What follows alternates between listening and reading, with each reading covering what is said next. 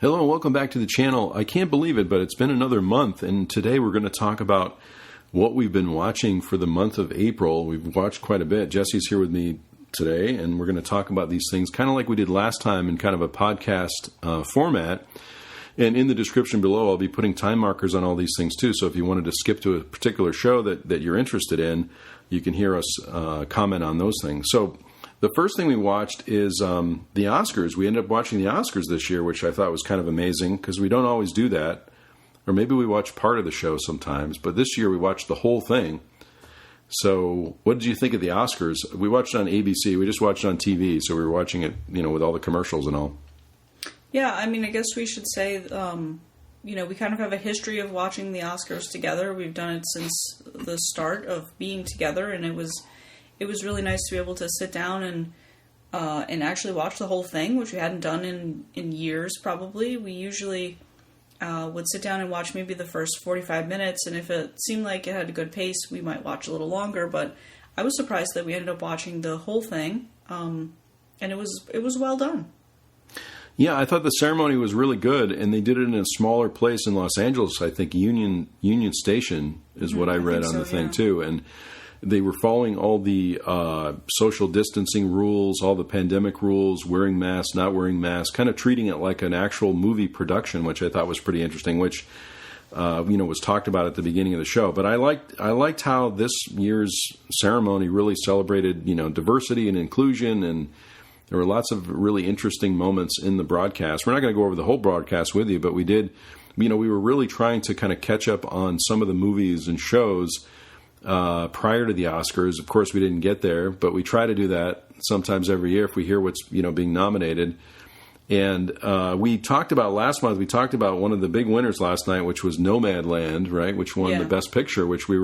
I think we were thinking maybe another movie was going to win Best Picture. We loved Nomadland. We thought it was really good, but I'm happy that it won. Yeah, I think it's a really great film. It also won Best Director and leading actress, so that was great for that film, and that's on Hulu, so if you have a Hulu subscription, I think you can still see that.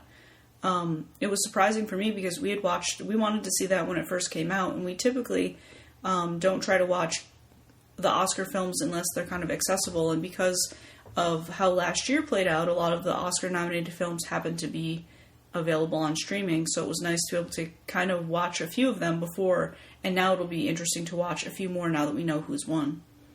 Yeah, and we also watched, we talked about this last time too, Trial of the Chicago 7, which we thought was really good, and yeah, we didn't mention that in last month's episode. We had seen that one in the summer, but we have seen that film. Right. It might be in another episode somewhere. You may have talked about it, I'm not sure. But that one was really great. It didn't get mentioned too much, but it was nominated a lot. Yeah, and that was on Netflix, too. I liked how, I'm just thinking of random things we liked about the broadcast, and I thought Questlove doing the music was really good, and I think he should do the music every year. I thought it was really good. Questlove, of course, the band leader for the Jimmy Fallon Show, but he's a DJ also, and so I thought the music was really great, and because they didn't have a band. And also there really wasn't a limit on, even though there was a little bit of a timer for the speeches, the acceptance speeches, there wasn't any kind of playoff of with music to move people forward, right? So yeah, which I thought was really unique as well. They really gave people as much time as they wanted, and most people, because maybe they heard it was unlimited time, they didn't take as much time. It didn't seem like, but yeah, I think we were talking about this last night. I'm not sure if there were a few less awards. Maybe there weren't, but we were talking about that sometimes there's a comedy or musical award, but maybe that's the Emmys or the Golden Globes. We couldn't really remember, but it was nice that there wasn't like a comedian host. In previous years, there's kind of an entertainer host who kind of tells jokes and maybe does a little monologue in between and tries to keep everybody entertained. But because the audience was only about 250 people, it was nice that it really was just about the awards. There wasn't a lot of extra. And Questlove kind of was like the host, but he wasn't. He just played the music and kind of did a transition here and there. And so it was nice to be able to really just focus on the nominees and the winners. I would have liked a few more clips of the films, like when they did the like the costume and the set design. I would have liked to see those things because I hadn't seen all of the films that were nominated. And so I think sometimes like having a bigger screen, like sometimes they have a big screen behind the stage where they can project a lot of things. They only had like 2 smaller screens to show the nominee and then a lot of camera to show the people in the audience. And so it would have been nice to see more of the films being represented there instead of just the people who were nominated for the various awards. Yeah, that's true. We could spend the whole time talking about the Oscars, but I really felt like it was really, I really liked it. And I hope they continue. I mean, I think in the beginning they said, we're going to be back in the big theater next year and all that kind of thing. But I really liked it. I thought the small, intimate environment was really good. But I do agree with you. It would have been nice to have more clips of the movies. And, unfortunately, they didn't do that in all cases. But there's so much to talk about there, and I guess we can kind of move into the next thing that we've been watching. We started one of the nominees for Best Picture, The Sound of Metal. We started watching that movie, which we really loved, but we just didn't have a chance to really get into it too much before the ceremony began, right? So I think we only had about half an hour to 45 minutes to give to the film when we turned it on. It did win for sound, right? Because it has that in the title, right? That's why. Yeah. That's why we. No, because in the first half an hour, I mean we should say that we do kind of play the Oscars every year. We write it down on our own ballot and see who was closest. And this year we tied. We each got 10 right. I think we tied last year too, which we've been getting closer and closer. I think as the years go on, for whatever reason. So those random categories always get to us, I think. But anyway. And so I think I chose this one for sound, and because in the first 15 minutes you really get to hear what's happening to the main character, and I really like that element of the film, that it makes it a sensory experience for the viewer too. It's not just about a man who's losing his hearing. You kind of get to see what it's like for him and what he hears. Yeah, I think maybe we'll talk a little bit more about it next month, but we only watched about 30 minutes of it. But I liked already what I've seen. I like the atmosphere of the movie and the performances and everything, so I know I'm going to love it. And there's been a few people on the channel that have recommended this movie to me, and I'm so happy that whoever recommended it, I'm happy that you did, because we're finally watching it. So maybe we'll talk about that one in detail more next month. One that we did watch, the full movie, is Another Round, which is from Denmark, I think. Yeah, I think so. Yeah. And that one we really enjoyed. And I think we watched it in a couple of sittings there. I think we watched like the first 45 minutes, then we watched the rest of it. And I don't know if you want to talk a little bit about the plot of the movie, but it's basically about some professors at a school that decide to experiment with alcohol to see if they can keep their blood alcohol level at a certain level during the day, because they read a study that humans. I think it's like something about like Hemingway and how Hemingway functioned and how artists function. There's this theory that people are born with their blood alcohol volume too low, I guess, and so they want to keep their blood alcohol at 0.05, and so they decide to try it, and then they approach it kind of like in terms of like a study, like a 4-person study, to see how it goes. And the film kind of documents how they progress and how their lives change because of this. Yeah, and I was thinking that it could quickly become a movie about alcoholism, right? Which it kind of did in some respects. But I think the thing I liked about it is it could easily go there, but it was really more a story about these people. It wasn't really necessarily a story about that particular topic. And you can see maybe how, a story like that would be maybe hard to sell, right? Because, it just seems like a bunch of guys getting drunk all the time. And it's not really about that. I didn't think it was about that at all, really. And it's more about the relationship between the professors, the relationship between the lead character and his wife and family, how it kind of changed them in a way. It changed one character in particular. We're not going to really spoil it too much for you here, but very dramatically it changed one character for sure. But I thought anyway. I think it's more about life and realizing when you need to make a change, and maybe sometimes at first you make the wrong change, maybe you go in the wrong direction, or things have needed to change for a long time, but you're just not sure how. And so these characters, you kind of get to see a little bit into their life before they start drinking and before they start spending a lot of time together, and then how their lives are altered because of this decision. But in the end, I don't really think it's about the alcohol at all. And I wanted to say that this film won the International Feature Film Award, and was he the director, I would guess? The guy who accepted the award? I think so, yeah. Because he told a really intense story in his acceptance speech about how his daughter had died right after they started filming, and, so I can definitely understand the essence of, living life and connecting with those who are most important to you that comes across in the film, especially after hearing his personal experience with the whole filming. Yeah, and, we should say, too, this might be difficult for American audiences, too. It's never a problem for me, but the movie is, subtitled. It's on Hulu. Some people have issues with that. I really don't have an issue with it. I love all types of films. But, that's something else. If you watch this movie, it's going to have subtitles on it, right? It's from Denmark. Yeah, I think it was kind of surprising in the beginning because we didn't know that it was not in English, which is not a problem. But Hulu does not automatically turn on the captions for you, so we quickly had to turn them on and go back in the film because we're like, didn't realize are they going to caption this? Well, because sometimes I feel like films do. Yeah. And we should also say that for Sound of Metal, that when you watch the previews or the trailer for Sound of Metal, there are captions, but the film itself is not directly just captioned. So if you would like that, remember to turn that on as well. Yeah, but for another round, I love the performances. I thought they were so good and so well done. And just the atmosphere of the movie, highly recommended. I think it's one of the best movies of last year. Was it last year or this year? I guess it's got to be last year if we're having the Oscars now. But anyway, it just came to Hulu recently, and we were able to see it. So, yeah. But I really liked it. I mean, any final thoughts on another round or? No, I think it's really great. I really love the atmosphere. It was great to see kind of the architecture and the houses and just the whole atmosphere. The lighting is really great. I didn't know what to expect at all going into it. I kind of guess I knew it was about alcohol on some level, given the title, but it's so much more than that. So, give it a chance. And I love the ending too. I mean, I think a lot of the clips that if you see a preview of this movie, a lot of times it's of the ending. I don't think we're spoiling the ending, but I love the ending. The ending really, for a lot more reasons than just the drinking part of it. There's some really touching moments at the end. So.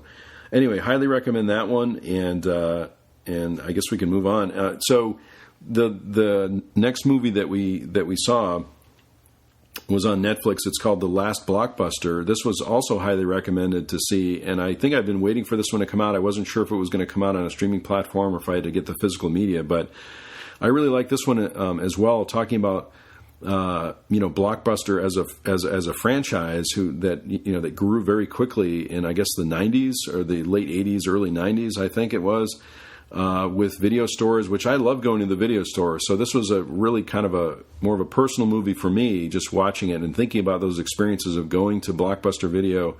And you and I went, many times as well. We had a Blockbuster near us. We lived in California for a while, and we used to walk to the Blockbuster, and it's something to do on Saturday night or Friday night to get a movie. I always remember that the Blockbuster had there was a lot of people in there, right? That's what a lot of people did that on Friday nights, and they always had multiple copies of movies, and they kind of talked about that through the film as well, how that evolved to having kind of multiple copies of movies so that everybody could get one.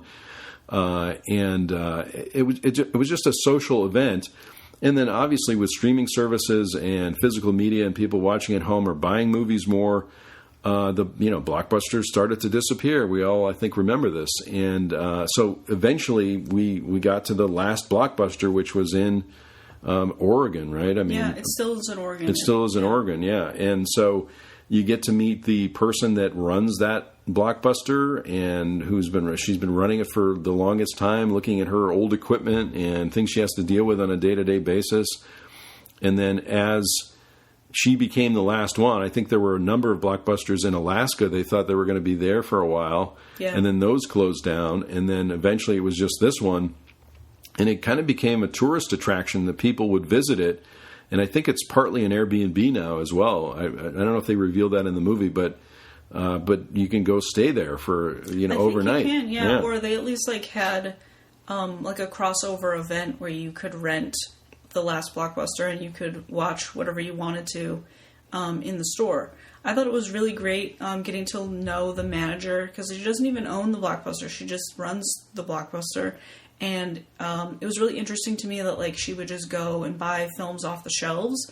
And I think that the whole video store rental situation was because originally films were pretty expensive for individuals to buy, and there wasn't really a market for it. But you could rent them, and it was a lot cheaper and more cost effective for the company and for the consumer to rent. And then I guess slowly over time, films became cheaper and more available, and so people weren't renting as often. Yeah, and she's a really interesting person as well. And, I'm glad that it's, it's almost a museum there now. It feels like it's a museum. But I like how you mentioned, too, how she would kind of supply the movies. She'd have to go around sometimes to a Best Buy or some other store to buy a couple of copies of the movie so she could rent them out, right? Yeah, there's like scenes of her like going to Target and buying the new films and buying, I think she like stocks the concessions and has to go to Costco and get the cases of drinks and snacks and things like that. And so it was really interesting. It wasn't just about the company Blockbuster. It was more about, obviously based on the title, the last Blockbuster, and how the store was kind of surviving. And it quickly became like this novelty almost, but I think it being this novelty really helped it stay alive. I personally, we didn't get a Blockbuster until other rentals had been established in the area, and so I still remember going to Blockbuster, and it was great, but it wasn't where my key rental memories were made compared to other stores. But I guess in college I really did go to Blockbuster a lot, because we had the library to borrow films, but we didn't know about it until my friends started working at the library. So we would go to Blockbuster over the weekend, and because it was really close, we could walk back and forth, and you would save on the rental fees. But I think my friend, she borrowed one once, and she liked the film, and so she got her mom to buy it from Blockbuster. She's like, I don't want to take it back. Can you just buy it? And I think it was like she ended up spending like $35 on maybe like Superstar or something like that because she liked it so much. But Blockbuster had all these deals too, so you could go, if a movie had been rented a lot or whatever, they had, discounted movies. I always remember getting those. And like I mentioned, when we lived in California, I remember Blockbuster did a deal too where you could pay. They started getting into this kind of monthly fee thing, and they created a program where you could, for $20, you could get as many movies as you want. I think this is a bad business idea, but that's what they did. And I took full advantage of it, because I would walk to the Blockbuster, which maybe took me 5 or 10 minutes, and if I had a day off or something like that, and I would rent maybe 2 or 3 movies. I'd go home and I'd watch those 2 or 3, then I'd go back and rent another 2 or 3. So I can't imagine they were making a lot of money off that particular program. But I had that $20 a month thing for maybe 3 or 4 months before they finally decided, hey, this is probably not making any money. Yeah. So they had to discontinue it. But anyway, really, I really like this one, and it's on Netflix. Highly recommend it. Very nostalgic, very interesting. What happened to the franchise, and also just that there's a last one there. So, if you're in Oregon, that's maybe a place to go. If you want to stay overnight, they have that. What? Any final thoughts on the last Blockbuster? We watched this right around that time when that TikTok was trending, where that guy turned his garage into his basement into like a video rental store. Yeah. And after watching this, I was like, yeah, we've got a collection. Let's start our own, and it's obviously not profitable, and we love our collection for our own personal use, but I definitely felt like, we need a video store now. I'm glad you mentioned that guy on TikTok too, because I think he's the Video Bunker or something like that it's called, but it was really interesting how that one seemed to really go viral, because he it looks like he has a complete video store in his basement or something, and it's got has a door, and it has like a rental counter, and I think it has like, I don't know how he got like the nostalgia in, like he infused. It feels like there's been stickers on stuff for years to like make it really feel lived in, like a 90s rental store. Yeah. It's intense. So yeah, you should definitely check it out. And he's got a viewing room in the back too. So it's a whole big deal there. But yeah, that I'm glad you mentioned that one. So the next one is a movie that I have on DVD. It's probably never going to come to Blu-ray. I wish it would. It's also on Disney Plus. It's The Straight Story from director David Lynch. Now, we talked about David Lynch a little bit on the channel. I'm a huge fan of David Lynch. We're working through Twin Peaks, also season 3, but we'll probably talk about that next time because we still have a few more episodes to watch on that. But The Straight Story is a G-rated film from David Lynch, which is really hard to believe, considering a lot of his other material. But I absolutely love this film, and I think I've watched it at least once over the last few years, and this might have been the first time you saw the movie. But it's basically about a guy who, in general, who learns that it's an older guy who learns that his brother has had a stroke or something, and he wants to go visit him, but he doesn't have a driver's license or a car, so he takes his lawnmower. And I don't know how far it is, but it's many miles. It's not across town or anything like that. So that's the whole story. But you get all the elements of a Lynch film, some very meditative sequences, longer sequences, maybe long, awkward sequences as well, but in this kind of G-rated format. And it's just a very poignant, touching movie, I felt. And so what did you think of The Straight Story? Was this your first time watching? I can't remember, because I know maybe you saw part of it last time. I think I had seen part of it. You had told me what you were watching, and I was like, I don't understand why this is an interesting film. A man is driving a lawnmower. What? Across his town, across part of his state to see his brother. I don't really get it, and I was just not interested. And then I got into David Lynch, and we decided to watch it, and it's really great. I don't know.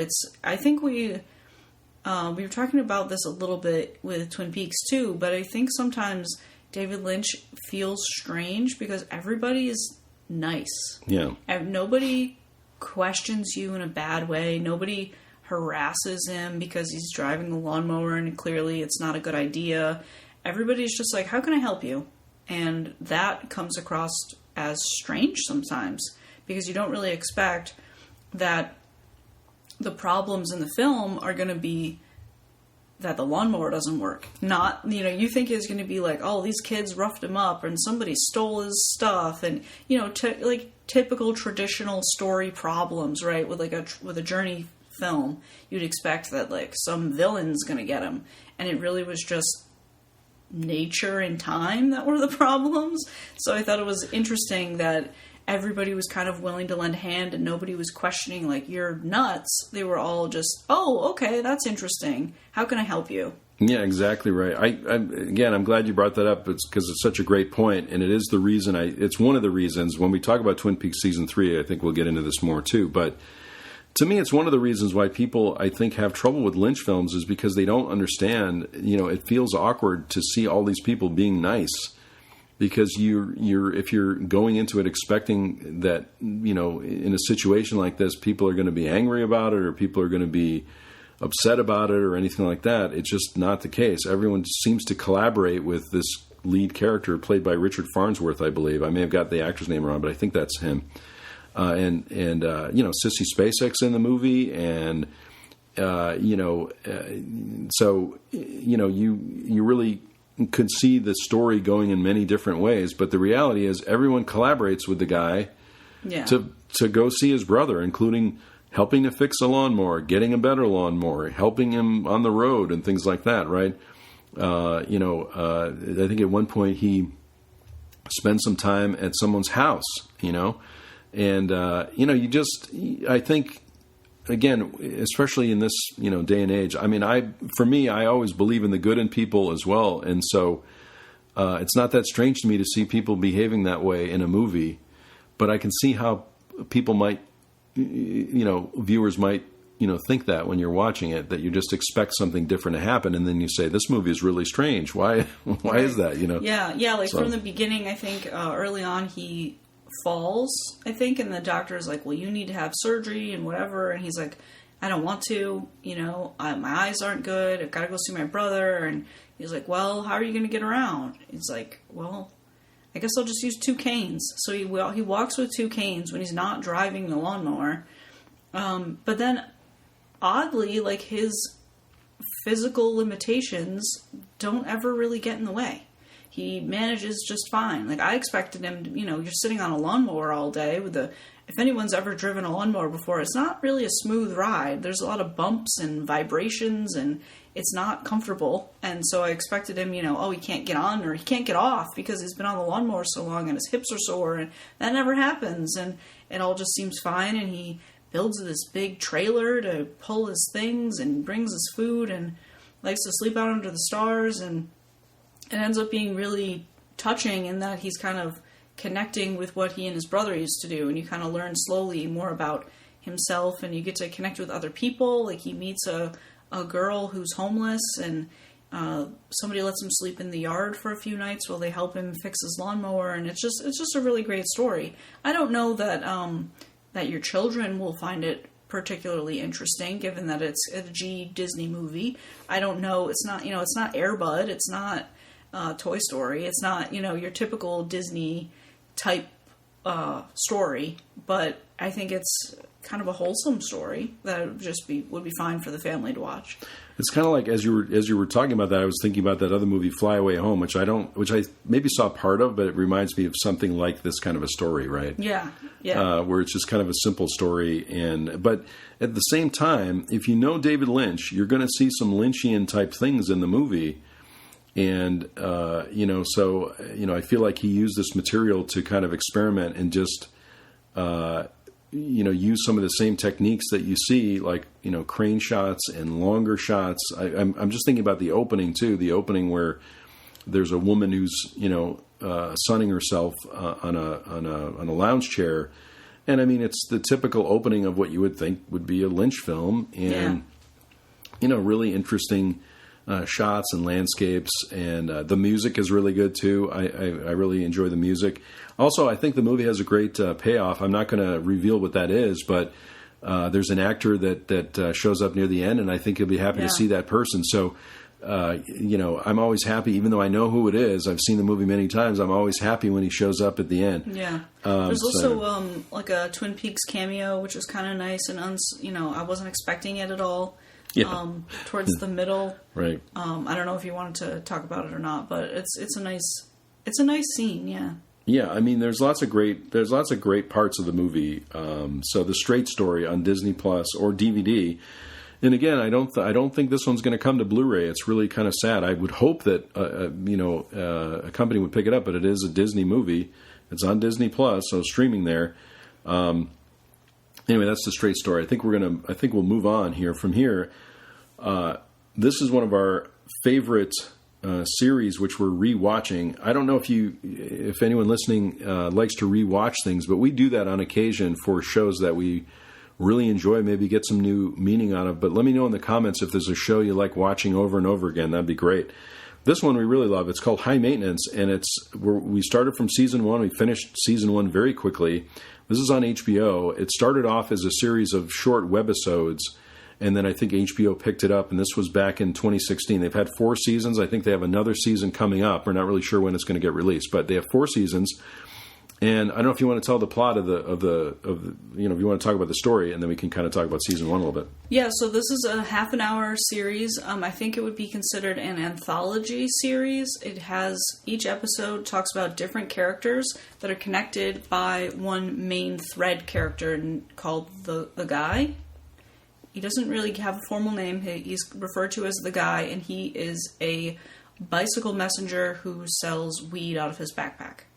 So if you're not into that, I mean, I think it's legal in New York now, so it kind of adds more flavor. But he rides his bike in New York, and there's some great shots of him riding through traffic and things. And people, through word of mouth, kind of vouch for each other and get his number, and then they call him And so each episode is usually about 2 stories, split in half. So there's the first half is about one character, and the second half is about a second character. Sometimes those storylines connect, sometimes they don't. And so you get to know the guy through these people, and you get to know these people in their 15 minutes of story that's told. Yeah, each episode seems to have a couple different stories. There's probably, as we get into the other seasons, there's probably an episode that has just one story all the way through. But I think for season 1 anyway, yeah, it looked like they took the kind of the webisode format and kind of combined a couple together, so you can get like 2 stories. But I really like that. I think it's representative of New York City in general.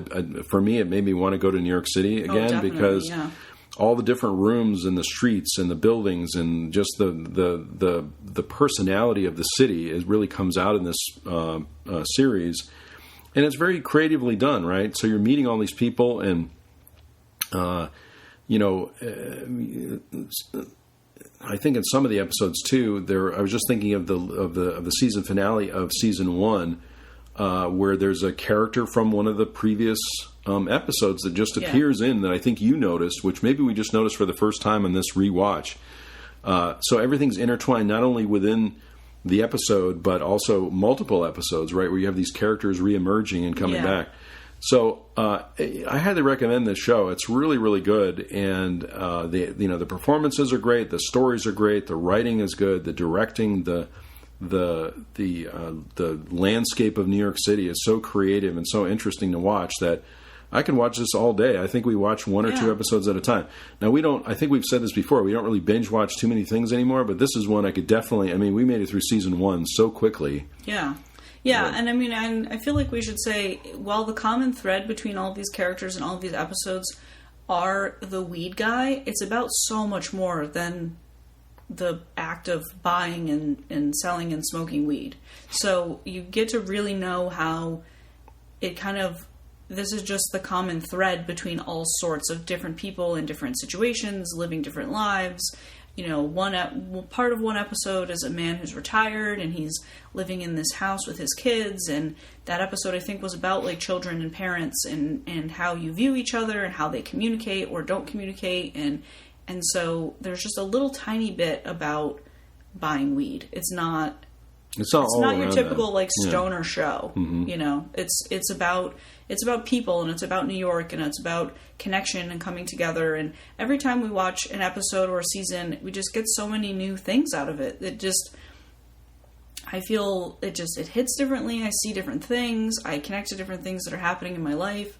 It also seems like we kind of gravitate towards it almost like when we need it. I think we had talked about it in a different episode that we had stopped watching it for a long time and then finally finished season 4, and it was exactly what we needed when we saw it. So that's true. And then I think this viewing, we skipped the webisodes, which I think are still on HBO somewhere, so you can watch the original, I think maybe 5-minute episodes that they had. I'm not really sure how long they are, but so you can watch that. And also, if you're watching on HBO, because there is a physical media release, I think of this particular show, and maybe this isn't on there, but at the end of every episode, the creators talk about the actor that plays the guy. I can't remember his name. You probably remember his name. His name's Ben Sinclair. Yeah, Ben Sinclair. So he's there with the director, and they kind of talk about the show and how it evolved and the characters that come back, and that's really interesting too. Sometimes we watch that, sometimes we don't. Yeah. But because he wrote it with his ex-wife, right? So they They created the story, and then he is the lead in the show. Right. So it's an interesting view that some of it is kind of connected to their lives, because I guess at some point you learn about the guy and his ex-wife, and so you kind of learn about there's like some nice connection, I feel like, there. Yeah, I agree.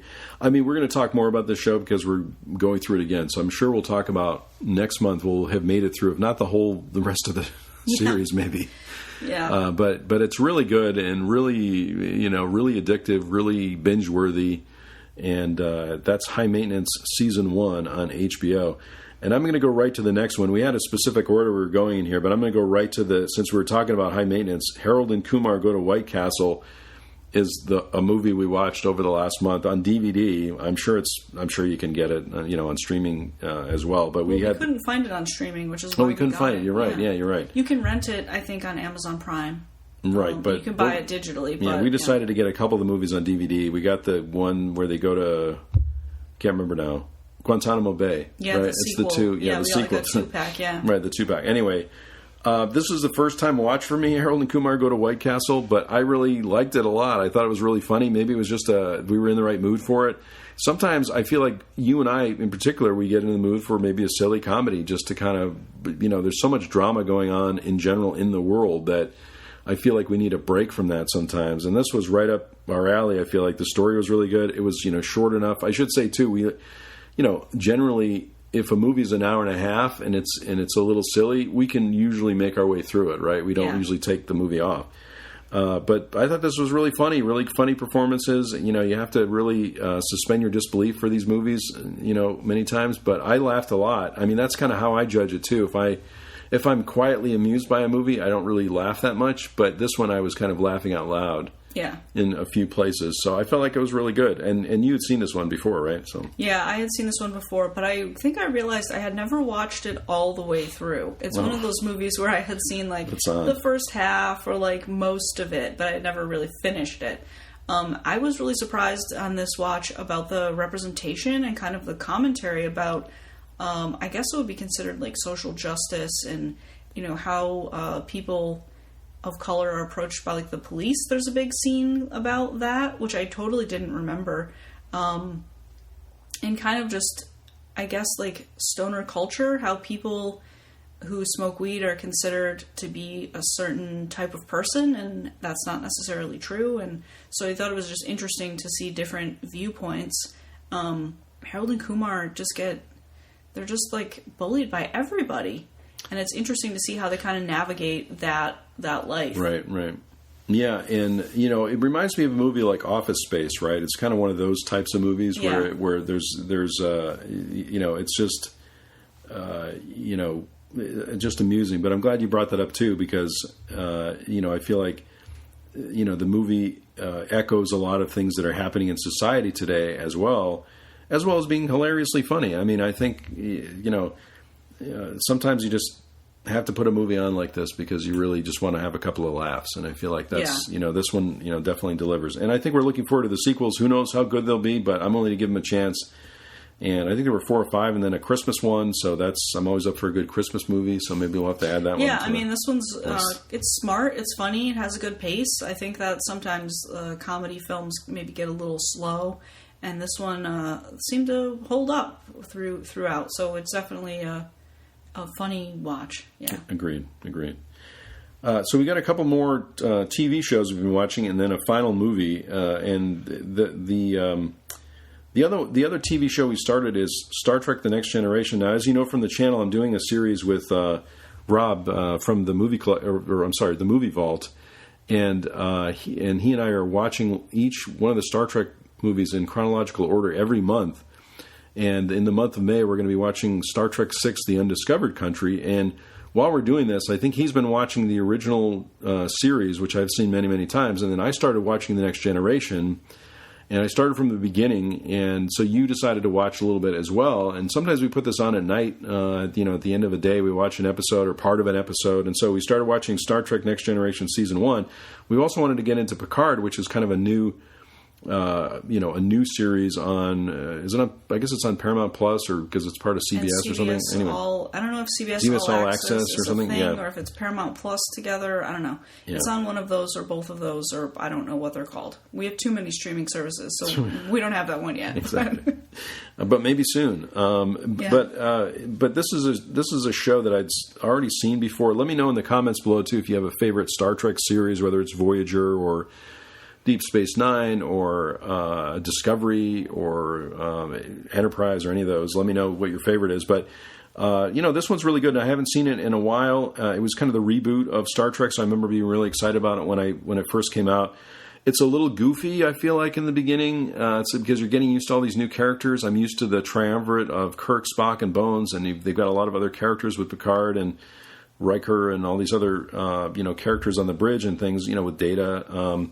But I think it's good. I was able to, I've tried to restart it a bunch of different times, and I just wasn't into it. And then for whatever reason, because I'm watching the Star Trek movies with Rob, I started to really get into it. And then you started watching it as well, and we just kind of put it on. And what did you think of it?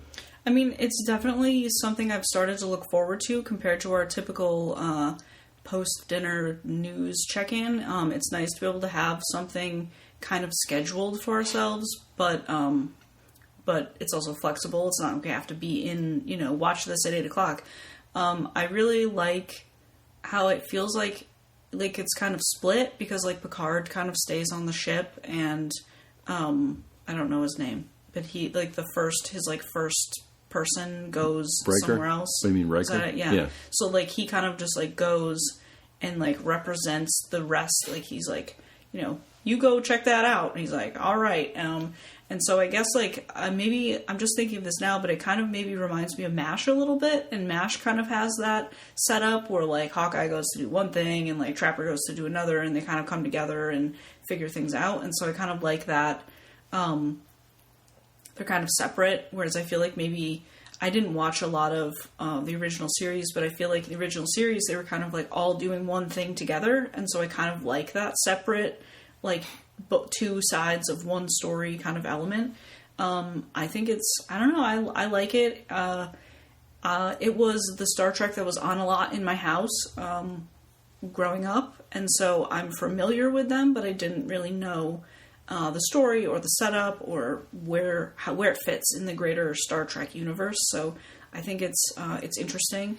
And we watched a lot of Big Bang Theory, so it's kind of nice to see the things they've been talking about, because there is like a Will Wheaton storyline in Big Bang Theory, so it's nice to see Will Wheaton on the show and what, kind of make that connection.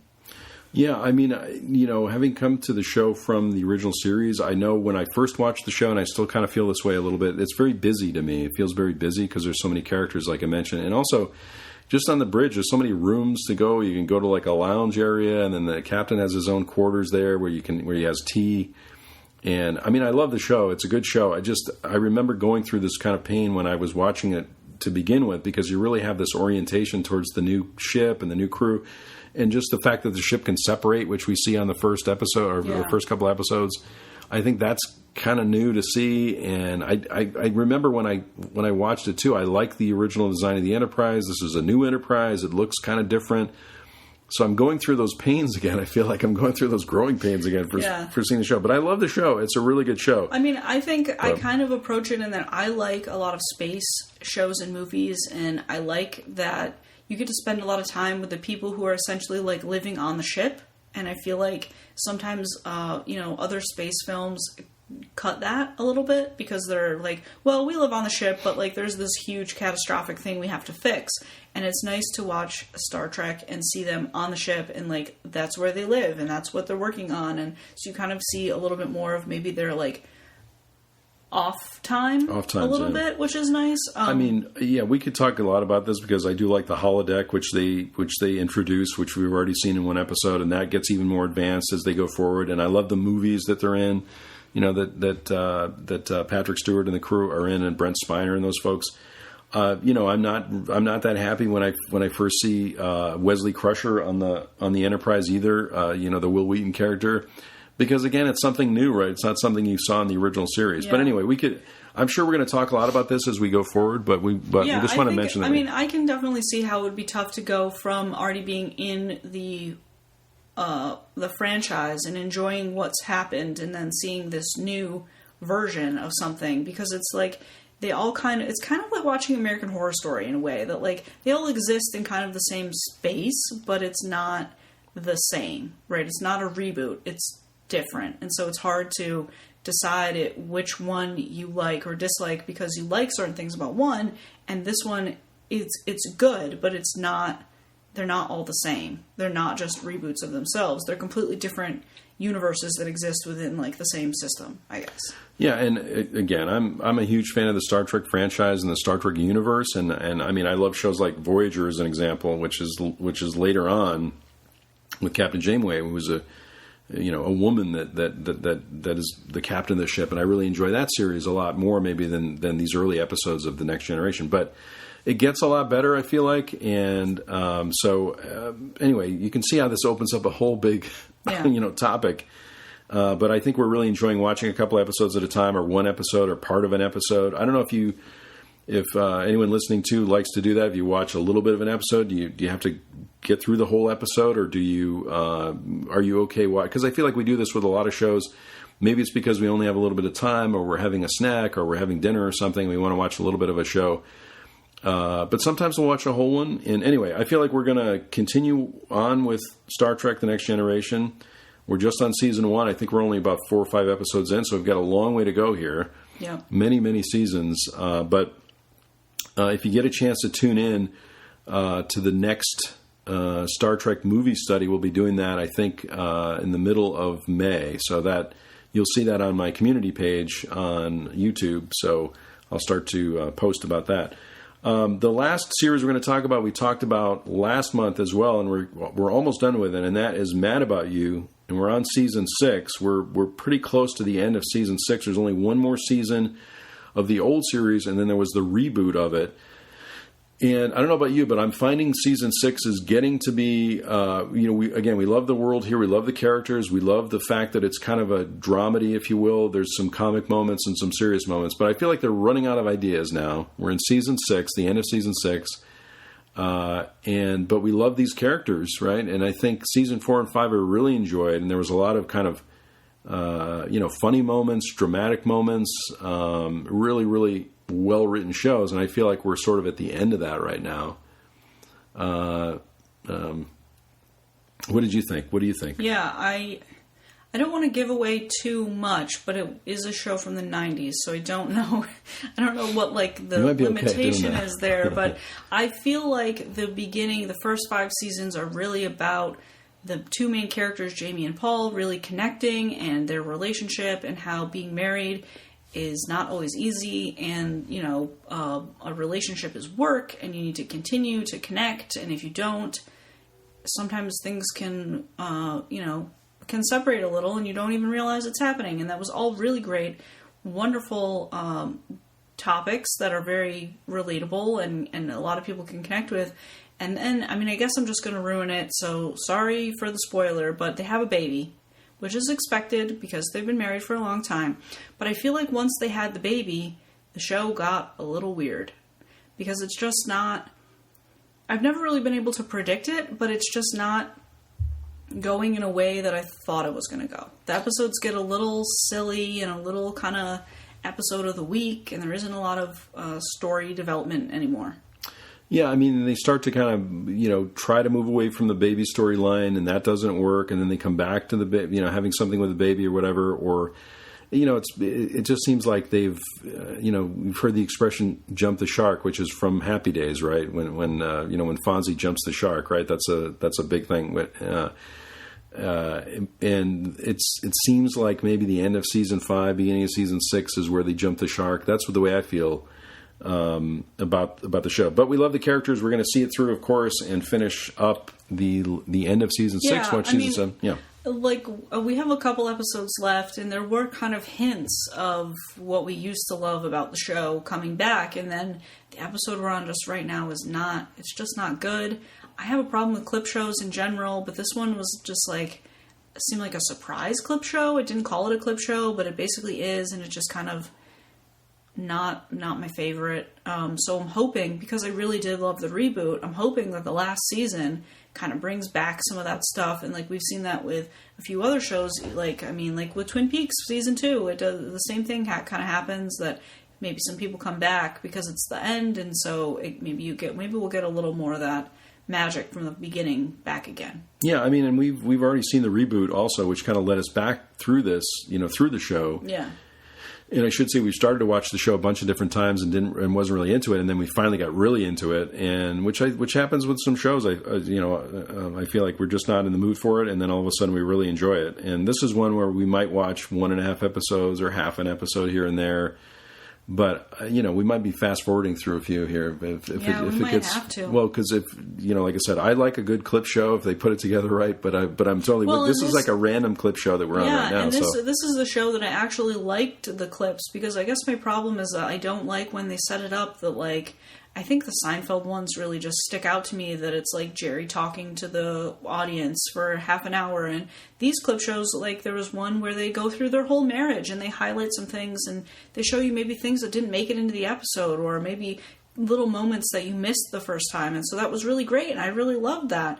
But this one, I mean, I guess we can share it a little bit, but Paul falls in the shower and he is apparently seeing his whole life play out, and there's just like this weird transition every time he has a new memory, and I feel like we were sitting there and we're like, is the whole episode like this? Because it just is. I'm hoping rough. It's not going to be. We're only halfway through the episode, but I'm hoping that he's gonna wake up and we'll go somewhere different, but we'll see what happens. But anyway, we love the show, highly recommend it still, and we've got another season to go on that.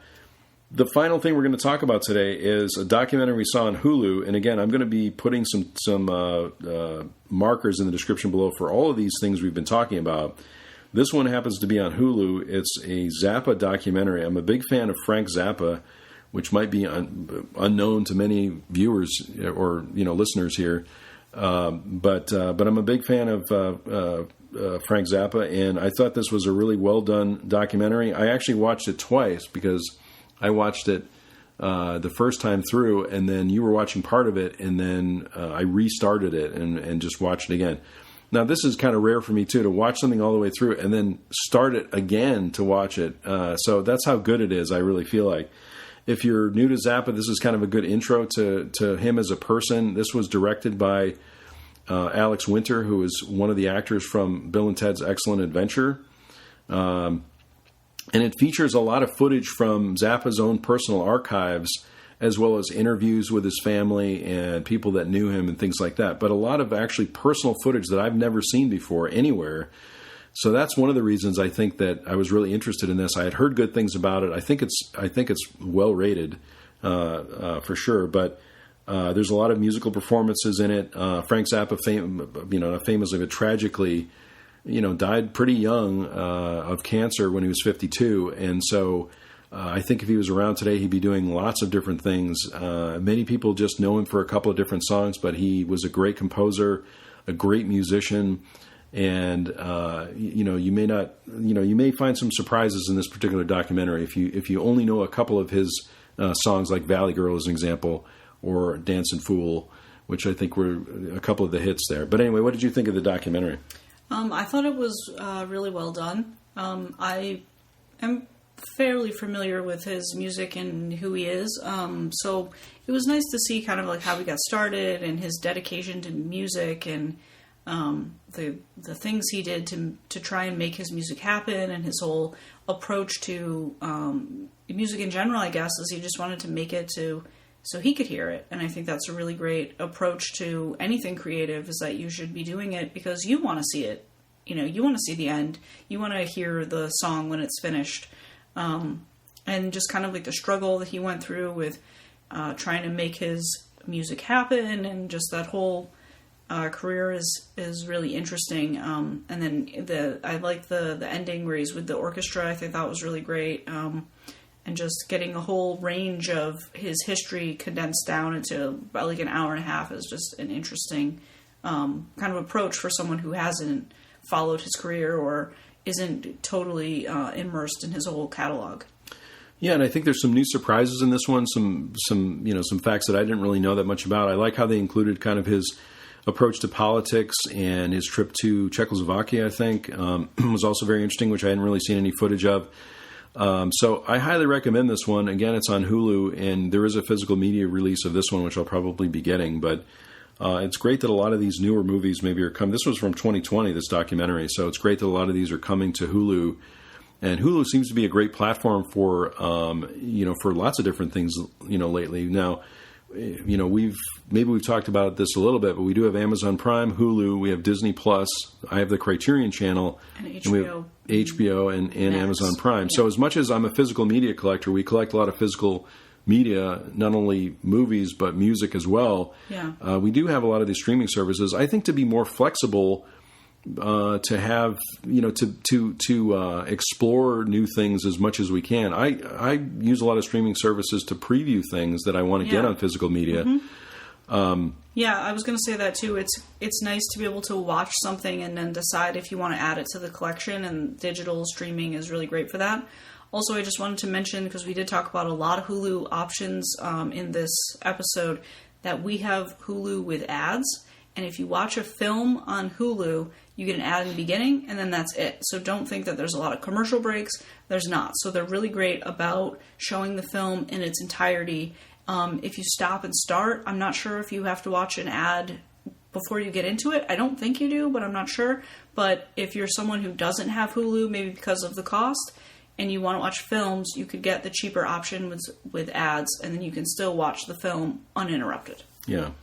So I think we'll just kind of close here by saying, we're watching a lot of things every month, and so we're happy to share that with you and just kind of our simple opinions about what we're watching and the things that we really enjoy, seeing. But let me know in the comments below what you've been watching. The other thing is, you watch a lot of things without me. You watch a lot of reality TV. I watch a lot of 70s movies. I'm watching Criterion. I'm looking at features on the Criterion channel. So I've been watching a lot of that, which I haven't included in here as well. But as well as being a physical media channel, we do a lot of, I was going to say as well as collecting, we're doing a lot of watching at this point, which it seems like, of many, many different things, and, which is great. Yeah. So these are all new things or rewatches or things we've seen before. Yeah. This episode went really long, but I guess in the future, if we're a little light on stuff we watch together, if you're interested in seeing what we watch independently, I think we could talk about that if people are interested in that. Yeah. Yeah, because I've been watching, Robert Altman films and a lot of 70s, You've been watching a lot of films where you watch it and then you immediately want to watch it again. I want to watch it again, which I usually share with you, which I know is probably not the best idea, but anyway, thanks for listening today. Thanks for joining us today. We really love doing these things and kind of talking about our thoughts and impressions of things we're watching, and so we're happy to take you along with us. Thanks for subscribing to the channel. Please leave us a comment below, a question, and that would be great. What else do I want to say? I guess I just want to say thank you, and I sincerely hope that everyone is safe and well, and we'll talk to you soon.